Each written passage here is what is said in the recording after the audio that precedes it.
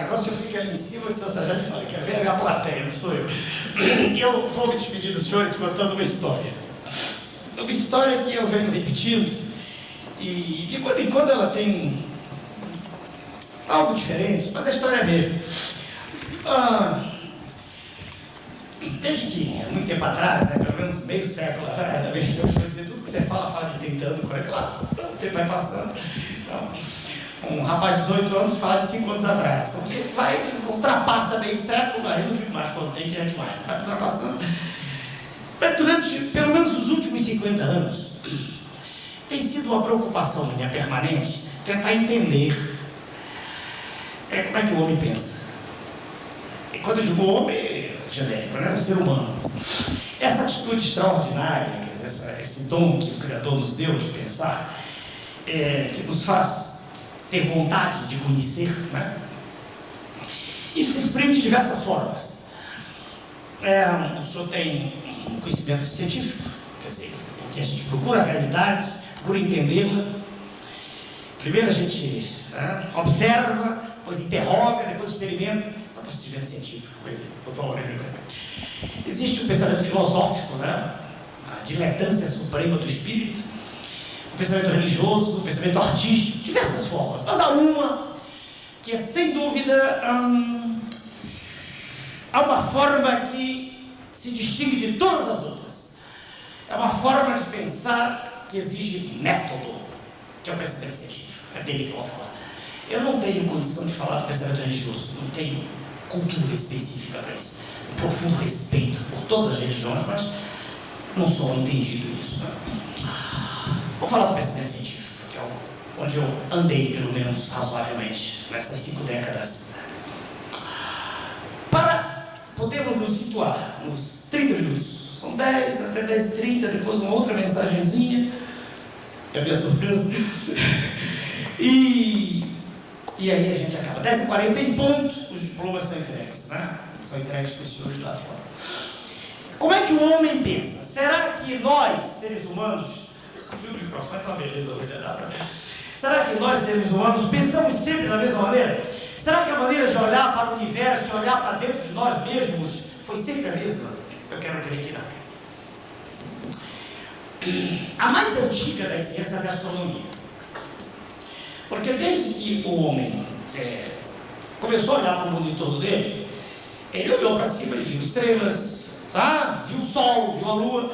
Então vamos dar um salto lá para trás. Vamos bem para trás. Vamos para o que nós chamamos a era da pré-ciência, né? Ou proto-ciência, se quiser assim. Lá atrás, bem atrás. Quando é que o homem pode ser chamado de homem? Nômades já eram homens. O Australopithecus afarensis, há 3.750.000 anos, não era ainda um ser humano. O homem tem essas características mais ou menos que ele tem hoje a partir do momento em que ele se fixa na Terra, né? Quer dizer, a Revolução Agrícola. Então, 10.000 anos para trás, de 10.000 anos para cá, somos mais ou menos do mesmo jeito. 10.000, vamos ver o que muda o pensamento. Eu estou dizendo 10.000 anos, que é o que se fixa. Porque no nômade é difícil, a cultura do homem é muito particular. E ela tendeu a se manter viva até hoje. Se os senhores observarem os povos nômades que ainda existem hoje, alguns raros, pensam mais ou menos do mesmo jeito, mudaram muito pouco. Mas vamos ver o homem que se fixou. O homem de caráter sedentário. Isso começou com a Revolução Agrícola, cerca de 10.000 anos atrás, mais ou menos isso. Então nós fomos bem lá para trás e procurávamos escritos dos sumérios, 6.000 anos, egípcios, né? Os povos da Índia, aqueles chamados povos do mar, lá atrás. Como é que eles olhavam para o mundo? Imagem que chega até a Grécia por volta de 350 a.C. Essas imagens de que eu vou falar. O mundo nessa época era plano, absolutamente plano. E já começou a falhar. Não presta, vou pegar outro. Se todos falharem, eu não escrevo nada. Então, o mundo imaginemos como algo plano. Esse mundo plano é um mundo muito difícil de ser entendido hoje para nós. Mas se os senhores imaginarem que esses seres primitivos, dos quais todos nós descendemos, eles andavam no máximo a cavalo, as distâncias eram pequenas. E a impressão que se tem andando em linha reta é que nós vivemos num plano, impressão normal. Claro que havia algumas interrogações difíceis de responder, difíceis. Por exemplo, a concepção dos hindus. Se lá atrás, se nós vivemos num mundo plano, ele é plano, sólido, e o sólido vai caminhando para baixo. Vai, né? Será que não há um fim? Será que é infinito para baixo? Os hindus tinham uma resposta muito interessante. Eles diziam assim: a gente vai caminhando para baixo, até que chega no fim. Lá no fim desse mundo sólido, haveria 4 grandes pilares. Os 4 grandes pilares se apoiavam em... A gente ri porque eles se apoiavam em 4 grandes elefantes. E os 4 grandes elefantes apoiavam-se numa tartaruga. E a tartaruga nadava no oceano. Isso parece para nós um festival de besteiras. Mas isso é histórico. Os senhores encontram em textos antigos. Se nós formos, por exemplo, para a Grécia, os gregos eram um pouco mais vivos, né? De lá é que vem o pensamento clássico. Os gregos diziam: não, o mundo é uma plataforma circular. Tá? Plataforma circular, vejam os senhores. E em sendo uma plataforma circular, vejam como o antropocentrismo domina a mente humana desde a antiguidade. É uma plataforma circular e a Grécia está no centro, claro, tá? Lógico. Então, quando se olha para isso assim, mas será que não se notava, por exemplo, que quando se deu eclipse, a sombra da Terra vista na Lua, tá? A sombra da Terra, quando a Terra passa entre o Sol e a Lua, a sombra da Terra na Lua não é circular? Será que eles não viam? Viam e se espantavam com o que viam, mas não sabiam como explicar o mundo circular. Se é um mundo circular, onde nós estamos na superfície? E as águas, né? E as águas? Vamos voltar a fazer o retângulo, é mais fácil de ver, né? E as águas? Se é um mundo plano, se eu caminhar em linha reta, eu chego ao fim, claro.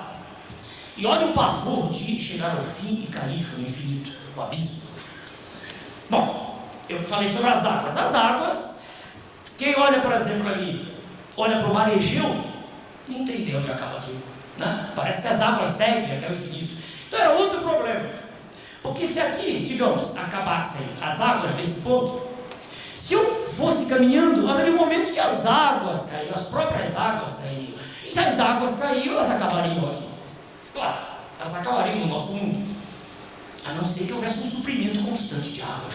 E elas viriam de onde? Também lá de cima, não sabe de onde. Se isso aqui é mais infinito, isso aqui é menos infinito. Então o nosso mundo seria apenas um lugar por onde as águas passam. Seria uma estação de águas, né? Essas concepções bizarras, extravagantes, levam-nos a rir hoje em dia. Mas se os senhores abrirem os Lusíadas, os senhores vão encontrar lá o pavor descrito, né, em verso belíssimo, né, Camões. O pavor que tinham os marinheiros quando se lançavam ao mar nas grandes navegações, justamente se chegar ao fim do mundo. Tudo isso é pré-ciência. Porque, como a gente sabe hoje, qualquer homem de ciência, a primeira fase da ciência em qualquer ramo é a observação. Isso em cardiologia, isso em física, engenharia, qualquer coisa, observa. Então, por exemplo, veja como Aristóteles, o grande estagirita, foi chamado Enciclopédia Britânica da Grécia. Veja como é que ele descrevia, por exemplo, a origem dos vagalumes. Ele de manhã olhava e via as folhas cheias de orvalho e dizia: os vagalumes nascem do orvalho da manhã. Poético, né? Não tem nada a ver com a realidade. Como é que Van Helmont, por exemplo, dizia que nasciam camundongos? Havia até uma receita, não me lembro quantas camisas suadas, né? Camisas suadas, germe de trigo. Não havia análise do sistema fechado, era um sistema aberto. Claro que com aquele material orgânico ali, tudo, e restos até de comida, camundongos apareciam ali. Mas que se saiba hoje, todos os senhores sabem, todos os médicos, que não existe nascimento de uma forma viva, a não ser de outra forma viva pré-existente. A abiogênese já foi eliminada há muito tempo. Então essa pré-ciência, toda ela segue muito tempo, muito tempo. Eu disse que por volta de 350 anos antes de Cristo, 350, na Grécia já se tinha ideia da esfericidade da Terra. Já era uma ideia. Aristóteles já tinha, o grande Eratóstenes verificou uma coisa que qualquer um pode ver hoje. Verificou que um mastro fincado na cidade de Assuã, né, dava, em determinada época do ano, né, o sol a pino, ele não dava sombra, mostra vertical. E que Alexandria havia uma sombra. Medida a distância entre Alexandria e sua, em graus, em torno de 7 graus, ele pôde calcular, né, toda a circunferência da Terra. Isso por volta de 200 anos antes de Cristo. Há até relatos hoje de viagens feitas naquela época, saindo da Cirenaica, lá, aquela região da Líbia ali perto, indo até a costa aqui do Pacífico, da América Latina. Então, vejam, senhores, não havia intercomunicação. Não havia isso que existe hoje no mundo global. Então, a ideia da Terra esférica, reparem, ela se impõe até certo ponto, mas a ideia de que a Terra é o centro do mundo, ela se mantém até o século XVI. Se os senhores olharem o modelo clássico, os senhores têm esse, né? O nosso mundo está no centro, a Terra, é um modelo geocêntrico. E os senhores têm os outros planetas em torno, Mercúrio, Vênus, tá? A Terra está no centro, então ela não é o terceiro, Mercúrio, Vênus, Marte, Júpiter e Saturno, tá? Mas, como olhando daqui da Terra, do nosso mundo, a gente vê, qualquer um de nós vê o Sol, né? Só dá andar no espaço, e a Lua também. Sol e Lua também eram incorporados, né, a esses corpos siderais errantes, e daí o nome deles que chega até hoje, de planetas, né? Quer dizer, corpos que se moviam em torno do mundo fixo, já esférico, mas ainda fixo. Os senhores todos conhecem a primeira revolução do pensamento científico, que se dá quando Copérnico, né, depois Galileu e depois Newton revolucionam todas essas ideias. Copérnico é um abade, coloca Copérnico, que escreve, e era obrigado a escrever em latim pelo poder tremendo que tinha a Igreja Católica, poder extraordinário. Ele escreve o livro dele, De Revolutionimus Orbium Celestium, das revoluções dos corpos siderais, e mostra que é infinitamente mais sensato imaginar o Sol no centro da Terra. Mas isso é uma espécie de pontapé do homem, né? Porque dizer que o nosso mundo não é o centro do universo é tirar de nós a primazia. E aí é claro que se cria na mente do homem daquela época uma confusão mefistofélica, né? Diabólica, né? Porque então não é o nosso mundo o centro. Aí mudou tudo, né? Copérnico faz isso, Galileu percebe com os estudos que fez acurados que a Terra se movimenta mesmo, que ela não está parada. Não? Newton mostra como é que os corpos no espaço estão interligados. Newton, o senhor Isaac Newton, prodigiosamente, eu costumo dizer, do que eu estudei até hoje, a meu ver, a melhor arrumação cromossomial específica para a inteligência humana de que eu tenho notícia. Porque, claro, há o mérito de Einstein, vamos falar já dele, mas Newton vem na frente. É uma mente prodigiosa, uma máquina de pensar. Pois bem, Newton mostrou, como a lei que toda criança hoje conhece, qualquer menino de 14 anos sabe, mostrou que onde existe um ponto material, uma partícula do universo, se a qualquer distância houver outra partícula, as duas estão se atraindo com a força gravitacional. É assim que a Lua não vai embora. Nós dormimos e acordamos e a Lua lá está. É assim que nós não vamos embora, sempre ligados ao Sol. Ou seja, todos os corpos siderais estão ligados por elásticos celestiais invisíveis. É o mérito de Newton. E a mecânica de Newton se impõe na Terra e no céu. O cálculo diferencial, inventado por ele e por Leibniz, da Holanda, passa a ser a ferramenta de trabalho. Nós estamos mergulhados na primeira revolução do pensamento científico. Agora, o número domina o mundo. É como se Pitágoras ressuscitasse. Diz o grande William Thomson Lord Kelvin: se tu estudas um fenômeno e podes explicá-lo por meio de um número, teus conhecimentos são razoáveis.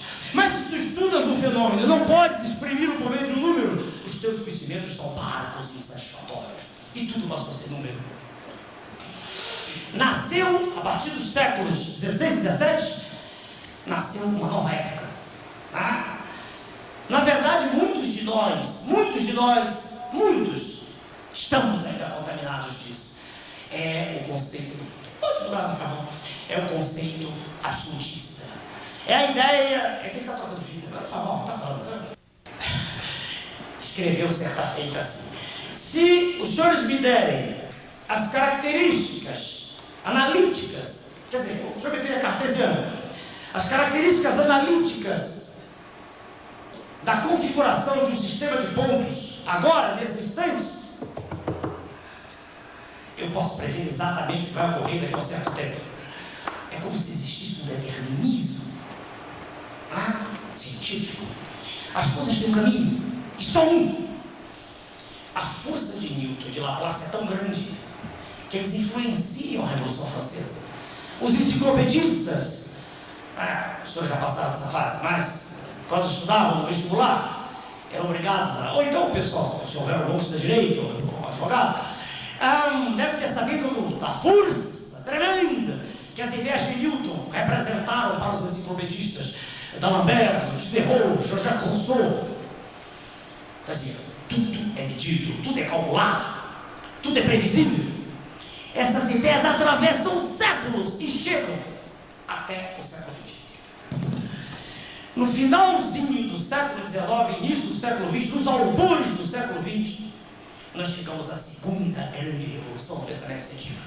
Um homem extraordinário, uma figura que a natureza faz uma vez, talvez em milênios, é a figura de Einstein. Einstein foi obrigado a sair da Alemanha, a história política todo mundo conhece muito bem. Einstein chegou aos Estados Unidos e, com a mente prodigiosa de que era possuído, ele viu que a mecânica de Newton tinha lacunas. A mecânica newtoniana funcionava num pedaço muito bonito, para velocidades muito conhecidas das nossas. Mas a mecânica de Newton não funcionava no microcosmos. No micro, nem funcionava no macrocosmos. E esse é um mérito extraordinário de Einstein. Einstein abre o leque. Não é que a mecânica de Newton esteja errada, ela é apenas um caso particular. A mecânica de Newton serve para nós, para nossas velocidades de carroça, os nossos aviões, mesmo supersônicos. Mas se nós começamos a andar com velocidades próximas da velocidade da luz, de 1/10, por exemplo, a velocidade da luz de 300 mil km por segundo, de 30 mil para cima, nós começamos a ter problemas. Se quisermos aplicar as leis de Newton, agora o universo é um universo no qual o tempo não é mais o invariante. O tempo de Newton é invariante. Agora não. Agora, se eu e o irmão meu gêmeo, se nós nos encontramos aqui juntos e o meu irmão gêmeo diz assim: olha, eu vou dar uma volta, admitamos que isso seja possível, eu vou até Sírio, a estrela Sírio, admitamos que já se faça isso. Sírio deve estar o quê? Deve estar 8 anos-luz daqui, mais ou menos isso, né? Então, se ele vai e volta, ele leva 16 anos. Nós estamos, por exemplo, os dois, cada um com 40 anos de idade. Ele vai e volta, com essa velocidade, próxima da velocidade da luz, vai e volta. Quando ele volta, ele olha para mim e diz: engraçado, como é que você envelheceu? Eu falei: o que é isso? E eu olho para ele e me espanto. Diz: o tempo passou diferente. Essa é a relatividade einsteiniana, complexa, sem dúvida, complexa, difícil de entender. Difícil de entender, por exemplo, que o elétron está girando em torno do núcleo atômico e que a massa dele vai variando à medida que ele gira. É muito difícil para nós entender. Mas Einstein foi um gênio. Eu gosto de usar essa palavra no sentido exato que ela tem. Nada me irrita mais do que ver por aí falando um gênio, um idiota qualquer, um gênio. Qualquer gente faz qualquer besteira para ser um gênio. Que jornalistas lá são os imbecis, então você é um gênio. Gênios são muito poucos na história da humanidade, pouquíssimos. E quando um gênio é um gênio mesmo, a humanidade toda se curva. Porque diante da autoridade, da genialidade pura, todos se curvam. Pietro Baldi, grande espiritualista, dizia: diante de um chamado profundo, até a pedra responde. Estamos na segunda revolução do pensamento científico. Estamos entrando no século XX. Heisenberg diz: eu não posso ter certeza, como Newton pensava, se eu jogo um feixe de luz em cima de um elétron, o feixe de luz altera as características do elétron, de maneira que eu não posso ter certeza ao mesmo instante da massa e da velocidade. Se eu sei a massa, não sei a velocidade, e o contrário, vice-versa. Chama-se isso o princípio da indeterminação. Isso, certo. Já na virada do século, Planck tinha mostrado que todas as formas de energia praticamente podem ser reduzidas a uma só. Quer dizer, o século XX foi um período muito complicado, um período em que se sacudiram convicções. Para os senhores verem, as ciências sociais estão sempre atrasadas em relação às ciências físicas. Sempre vem depois. A ordem é a ciência física, a ciência mãe, a matemática, que não estuda coisa nenhuma. A matemática não estuda nada. É a única ciência que não tem objeto. A matemática estuda a si mesma. O objeto dela é ela mesma. Mas eu vou me afastando de ciências físicas, biológicas, sociais. As ciências sociais estão atrasadas. Em 1917, na Revolução Soviética, já era um atraso. Aquela concepção, o mundo foi escravagista, é feudal, capitalista e será socialista. Isso é uma concepção, veja, newtoniana ainda. Claro que Newton pensou nisso, mas a ideia básica é essa. Um minutinho, se o senhor é colega nosso, pode sentar.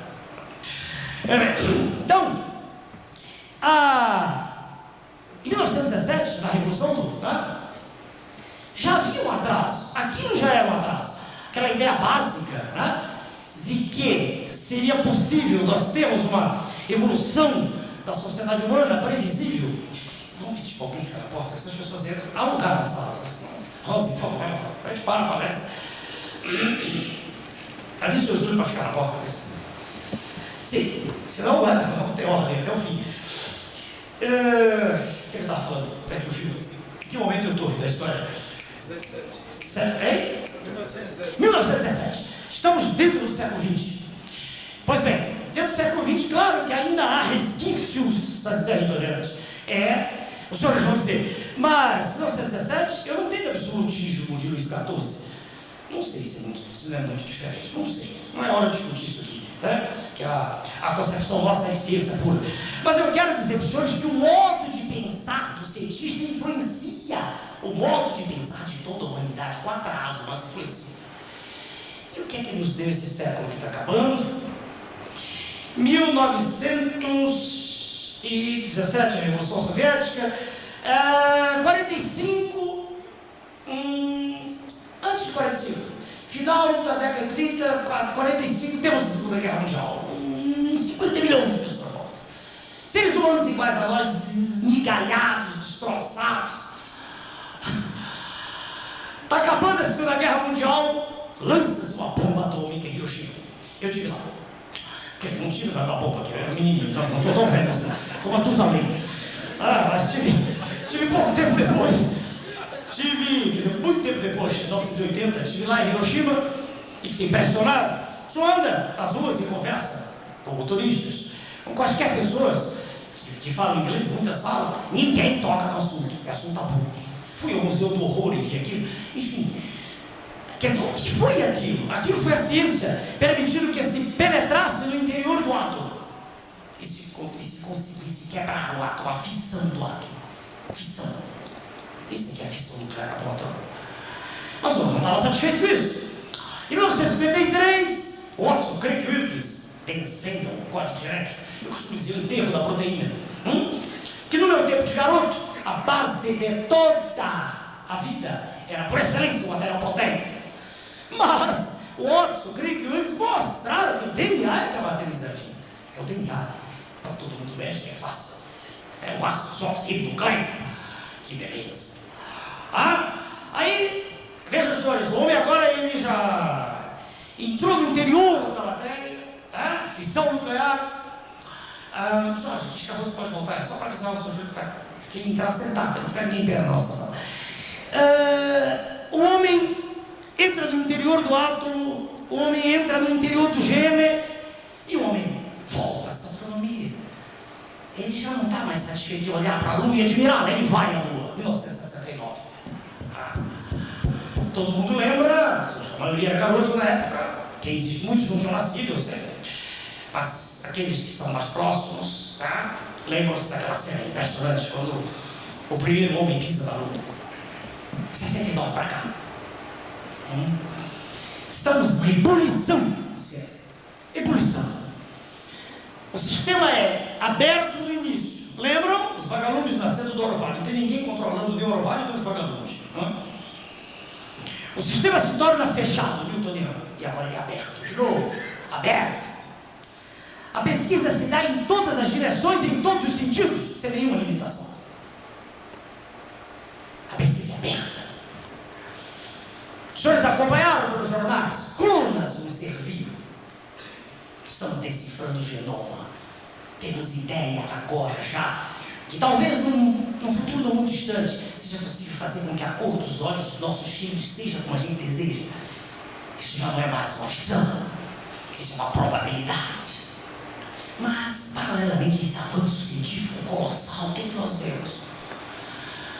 Nós vemos que nós mesmos, humanos, não nos entendemos. Nós vemos um poder monstruoso dos meios de comunicação destruindo os valores. Nós vemos aquelas coisas tradicionais, o respeito à verdade, o respeito à família, o respeito à liberdade de pensamento, o respeito à religião. Nós vemos isso se quebrando. Nós vemos como que uma sociedade em que cada indivíduo se digladia com o seu semelhante. Nós vemos uma profunda falta de esperança, que dá um mal-estar em qualquer um de nós. Nós vemos os mais abastados se protegendo em mansões. E nós nos perguntamos no final do século, será que não há esperança? Será que à medida que o homem caminhou tanto,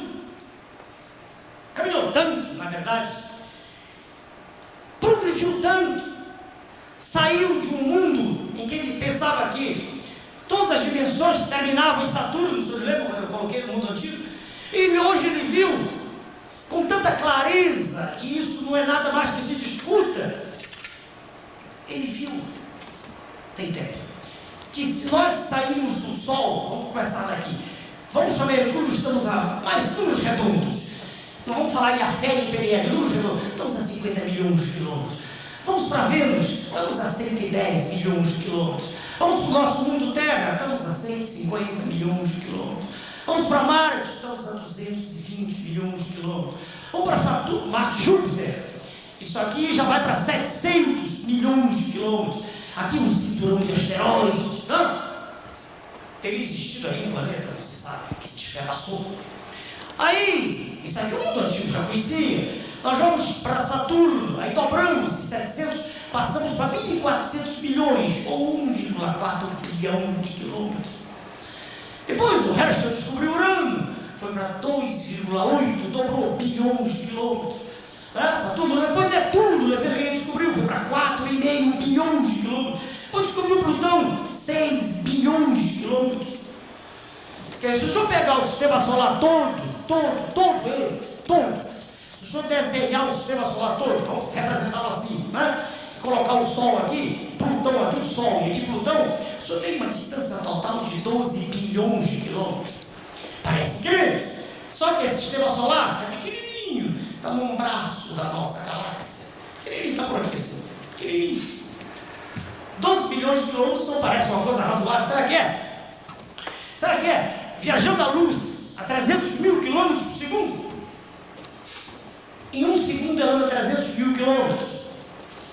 Em um minuto ela anda 18 milhões de quilômetros.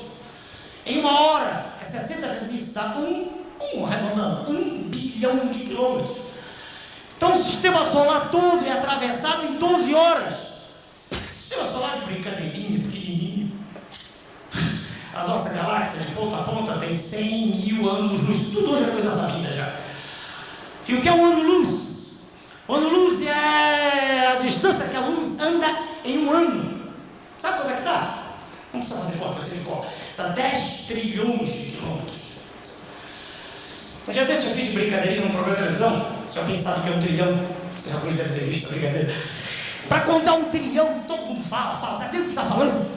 Para contar um trilhão, se qualquer um de nós começasse a contar e não fizesse nada, só contasse, não fizesse nada, só contasse de um em um, não parasse para fazer nada, para tomar café, para nada, para dormir, só contasse, levaria 20 mil anos para contar um trilhão. A luz para atravessar a nossa galáxia leva 100 mil anos, a nossa galáxia. Prima irmã da nossa, prima irmã dela é Andrômeda. Andrômeda tem 125 mil anos-luz. Andrômeda está a 1 milhão de anos-luz de nós. Quanto mais os telescópios se desenvolvem, os radiotelescópios, quanto mais se aponta o nosso olho para o universo, mais desesperado o ser humano vai ficando, pela sua insignificância cósmica. Nós somos, como dizia o Carl Sagan, falecido já, um pálido ponto azul no universo. Nós, o planeta, um pálido ponto azul. E diante de tantas considerações, de novo eu volto à pergunta: que século é esse que está acabando? Quanto conhecimento, quanta informação! Há poucos dias eu estava num programa de rádio e tive à minha frente um astrônomo famoso, todo mundo sabe que é o professor Mourão. Estávamos conversando ao vivo, e diante de todas essas considerações, ele disse que não cria na vida depois da morte. Ele disse, ao vivo: eu creio na vida por aí espalhada no cosmos, eu também creio, mas creio que quando a gente morre não sobra nada. E aí eu retruquei. Nós éramos 4 pessoas, um monge beneditino, um pastor protestante, eu como médico e o professor Mourão astrônomo. Eu respeito a sua opinião, eu respeito a opinião de qualquer ser humano, mas eu discordo do senhor. Quando eu olho para um cromossomo humano, um cromossomo, um nosso, ele tem 5 bilhões de nucleotídeos. Todo mundo aqui é médico, todo mundo sabe que os nucleotídeos são feitos de uma base nitrogenada, de um radical fosfato e de um açúcar, ribose dos óxidos. Todo mundo sabe. 5 bilhões. Acontece que cada nucleotídeo tem entrelaçado dele, lá dentro dele, as bases: adenina, citosina, guanina e timina. Então o senhor pode dizer que o cromossomo humano, 5 vezes 4, trabalha com 20 bilhões de unidades de informação, bits, né? Bits. É possível provar, e os senhores, depois de 4 vezes de ouvir, creio que acreditam em mim, é possível provar que uma letra de qualquer alfabeto, ela pode ser identificada com 6 bits, qualquer letra. Ora, se eu estou falando do nosso cromossomo humano, um cromossomo humano, se ele tem 5 bilhões de nucleotídeos, 20 bilhões de bits, se eu agora quiser transformar isso em letras, quer dizer, o que está escrito no cromossomo meu, de qualquer um de nós? Se eu divide 20 por 6, certo? 6 bits cada letra, vai dar 3 de uma fração, 3 bilhões de letras. Vamos ver o que é isso? Tem tempo aí. 3 bilhões de letras. Uma palavra nas línguas que nós conhecemos, nossas línguas atuais, né? A gente conhece o que a gente vê. Eu não tenho a felicidade do meu amigo do lado que fala 6, 7 línguas, mas está tudo comum: inglês, francês, italiano, castelhano. Uma palavra tem em média 6 letras. 6 letras. Tudo que eu estou falando é do cromossomo nosso. Se são 3 bilhões de letras, se o senhor dividir por 6 letras, o senhor tem 500, né, milhões, tá, de palavras. 500 milhões de palavras em um cromossomo. Veja onde eu vou chegar. Se uma página de um livro, qualquer livro, um livro como esse, se uma página tem em média 300 palavras, uma página, se o senhor, tudo é um cromossomo, se o senhor dividir em 500, fez 10 a 6, 500 milhões de palavras, por 300 palavras em cada página, simplificando isso aqui, vai dar quase 1,7, vou arredondar para 2, vai dar 2 bilhões de páginas num cromossomo. Se o senhor pegar um livro médio de 500 páginas, se o senhor dividir, fazer aqui em cima, se o senhor dividir 2 vezes 10 a 6, que é a mesma coisa que 20 vezes 10 a 5, né? Curso primário. 2 vezes 10 a 6 é a mesma coisa que 20 vezes a 5. Se eu dividir isso aí por 500, né? 500, mais ou menos. 500, né? Se eu... 2 bilhões, voltando, para eu não errar nas contas. 5 bilhões de nucleotídeos, 20 bilhões de bits, 3 bilhões de letras. por 2 bilhões de páginas. 2 bilhões de páginas, dividido, o senhor vai ter assim, ó, 20 dividido por 5 vai dar 4. Aqui, 10 a 5, 10 a 2, dá 10 a 3. O senhor tem 4.000 livros desse tamanho. 4.000 livros de 500 páginas escritos em um cromossomo. Que beleza! Eu me recuso a aceitar que isso é o acaso. Eu tenho o direito de me recusar. Eu olho para o PPNO, que a minha filhinha gosta. A menor estrutura viva em liberdade. Não estou falando do vírus, o vírus não está liberdade. E veja aquela coisa, o PPNO tem um bilionésimo de 5/10 de milionésimo do grama. É um bilionésimo da massa da meba.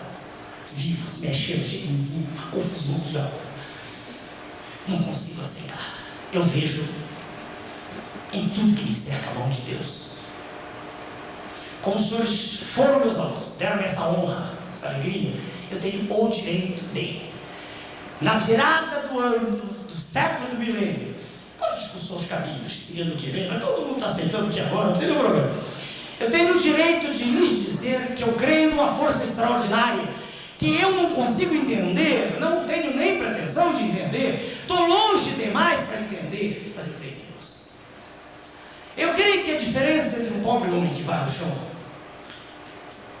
e o profissional de medicina que cateteriza, que abre a artéria, é nível de informação. Todos nós nascemos, já nascemos com isso, com 4.000 volumes em cada cromossomo. É assim que a minha célula do olho sabe o que tem que fazer, a célula do fígado assim, está tudo programado. Nós somos todos semelhantes, queiramos ou não, brancos, negros, judeus, árabes, africanos, tudo. Nada me irrita mais do que discriminação de qualquer forma, odiosa. Somos todos humanos, queiramos ou não, todos feitos, pelo menos na minha concepção, segundo o projeto do Criador do Universo. E é, a meu ver, a educação, o processo de dando agora informações para o cérebro. Não tem nada a ver com isso que eu disse. Isso aqui é informação de berço. É isso que faz com que nós nos diferenciemos. Nós não podemos humilhar o nosso semelhante, porque nós nos diferenciamos. Todos somos úteis. Todos. Todos temos e devemos ter nosso lugar ao sol. Nos 6 minutos que restam, eu vou ler para os senhores uma mensagem que não é minha. Uma mensagem de Vinícius Moraes. Eu vou ler para os senhores uma poesia dele, que me causou espécie quando eu era novo. Pela profundidade. Sem um conteúdo aqui de qualquer natureza, a não ser de reverência a ele, de respeito, que já não está entre nós, está em outra dimensão. Mas o que ele escreveu é tão bonito, que eu me permito, eu sei quase de cor, eu posso esquecer. Então, perigo, né? Com essa explicação, a gente vai esquecer. Eu vou ler para os senhores uma coisa belíssima, chamada O Operário em Construção. Deixa eu enxugar a cabeça que vai derreter isso, sabe? Daqui a pouco até os óculos caem.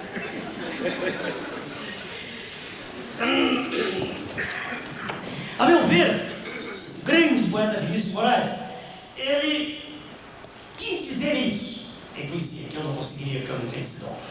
Quis dizer como nós devemos nos amar, como nós devemos nos respeitar, como nós devemos olhar cada um de nós para o outro como semelhantes. Quando acabar de ler, os senhores receberão lá fora os bolos, entregaremos e estaremos nos despedindo, né? Porque daqui a 1000 anos nenhum de nós estará aqui mais. Era ele que erguia casas onde antes só havia chão. Como um pássaro sem asas, ele subia com as casas que lhe brotavam da mão. Mas tudo desconhecia de sua grande missão. Não sabia, por exemplo, que a casa de um homem é um templo sem religião. Como tampouco sabia que a casa que ele fazia, sendo a sua liberdade, era a sua escravidão. De fato, como podia um operário em construção compreender por que um tijolo valia mais que um pão? Tijolos ele empilhava com pá, cimento e esquadria. Quanto ao pão ele o comia, mas fosse comer tijolo. E assim o operário ia, com suor e com cimento, erguendo uma casa aqui, adiante um apartamento, além uma igreja, à frente um quartel e uma prisão. Prisão de que sofreria não fosse eventualmente um operário em construção. Mas ele desconhecia esse fato extraordinário, que o operário faz a coisa e a coisa faz o operário. De forma que, certo dia, à mesa, ao cortar o pão, o operário foi tomado em uma súbita emoção, ao constatar assombrado que tudo naquela mesa, garrafa, prato, facão, era ele que os fazia. Ele, um humilde operário, um operário em construção. Olhou em torno, gamela, banco, enxerga, caldeirão, vidro, parede, janela, casa, cidade, nação, tudo que existia, era ele que fazia. Ele, um humilde operário, um operário que sabia exercer a profissão. Ah, homens de pensamento, não sabereis nunca o quanto aquele humilde operário soube naquele momento. Naquela casa vazia, que ele mesmo levantara, um mundo novo nascia de que sequer suspeitava. O operário emocionado olhou sua própria mão, sua rude mão de operário em construção, e olhando bem para ela, teve uma segunda impressão de que não havia no mundo coisa que fosse mais bela. Foi dentro da compreensão daquele instante solitário que tal sua construção cresceu também o operário. Cresceu em alto e profundo, em largo e no coração, e como tudo que cresce, ele não cresceu em vão, pois além do que sabia exercer a profissão, o operário adquiriu uma nova dimensão, a dimensão da poesia, e um fato novo se viu que a todos admirava. O que o operário dizia, um outro operário escutava, e foi assim que o operário do edifício em construção, que sempre dizia sim, começou a dizer não. E aprendeu a notar coisas a que não dava atenção. Notou que sua marmita era o prato do patrão, que sua cerveja preta era o uísque do patrão, que seu macacão de Zuarte era o terno do patrão, que o casebre onde morava era a mansão do patrão, que seus 2 pés eram narinos, eram as rodas do patrão, que a dureza do seu dia era a noite do patrão, que sua imensa fadiga era amiga do patrão. E o operário disse não. E ele se fez forte na sua resolução. Como era de se esperar, as bocas da delação começaram a dizer coisas aos ouvidos do patrão. Mas o patrão não queria nenhuma preocupação. Convenção no mundo contrário, dizendo sobre o operário, e ao dizer isso sorria. Dia seguinte, o operário, ao sair da construção, viu-se súbito cercado dos homens da nação e sofreu por destinado sua primeira agressão. Teve seu rosto cuspido, seu braço quebrado, mas quando foi perguntado, o operário disse não. Em vão sofrer ao operário sua primeira agressão. Muitas outras se seguiram, muitas outras seguirão. Porém, por imprescindível ao edifício em construção, seu trabalho prosseguia e todo o seu sofrimento misturava-se ao cimento da construção que crescia. Sentindo que a violência não dobraria o operário, um dia tentou o patrão dobrá-lo de modo vário, de sorte que o foi levando ao alto da construção, e no momento de tempo mostrou-lhe toda a região, e apontando-a ao operário, fez-lhe esta declaração: dar-te todo esse poder e a satisfação, porque a mim me foi entregue, dou-o a quem bem quiser. Dou-te tempo de lazer, dou-te tempo de mulher, portanto tudo o que vês será teu se me adorares, e ainda mais se abandonares o que te faz dizer não. Disse e fitou o operário, que olhava e refletia. Mas o que via o operário, o patrão nunca veria.